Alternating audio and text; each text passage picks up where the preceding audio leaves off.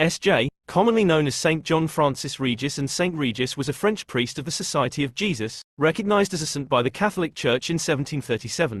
A tireless preacher, priest, confessor, missionary and miracle worker, his father, Jean Régis, had recently been ennobled as a result of service rendered during the Wars of the League. His mother, Marguerite de Cougonin, was of a noble family. John Francis was remarkably holy from childhood. He was disinterested in children's games, preferring instead to contemplate the things of God.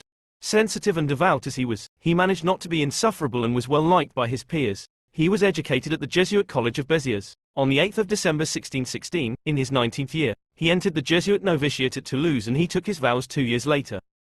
After finishing his course in rhetoric at Cahors, Regis was sent to teach grammar at several colleges: Billem, 1619-22, Puy-en-Velay, 1625-27, and Auch, 1627-28.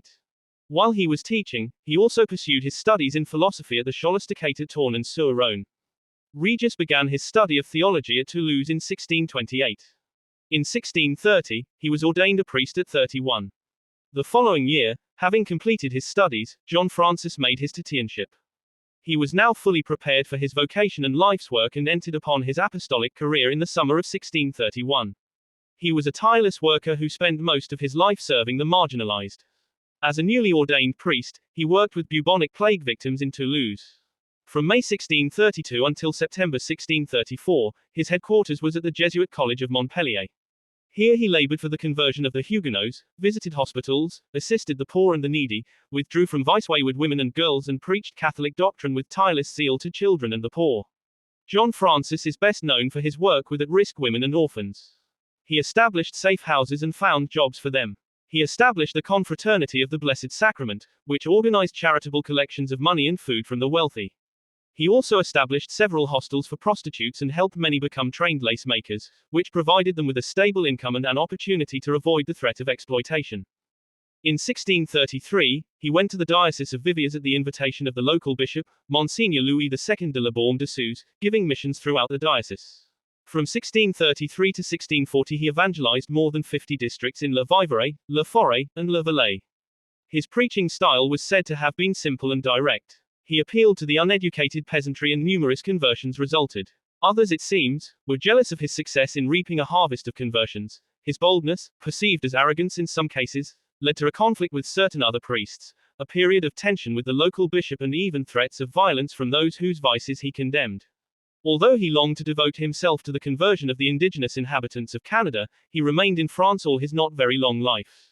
The influence of the best people on the one hand and on the other the patience and humility of the saint, soon succeeded in confounding the calumny and caused the discreet and enlightened ardor of Father John Francis to shine forth with renewed splendor.